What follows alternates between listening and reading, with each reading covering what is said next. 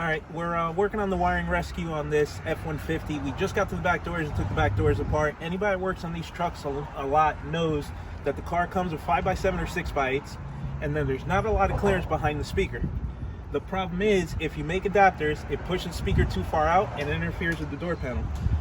So, if you remove the grill and take a look, you notice that the speaker's damaged, and it's damaged in the same exact position where the door panel comes in contact with the speaker. We have damage there, we have damage there, because it's, as the speaker moves out, it's hitting up against the door panel.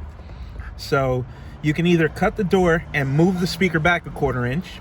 Some of you might not be able to do that, but an easier fix would be to cut this oblong hole into a round hole without interfering with where the grill goes into the door panel. So we can easily cut this here and here.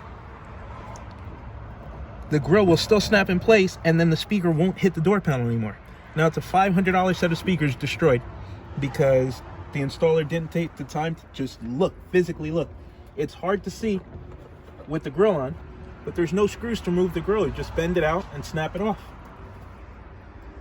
Need to pay more attention, need to do a better job, people.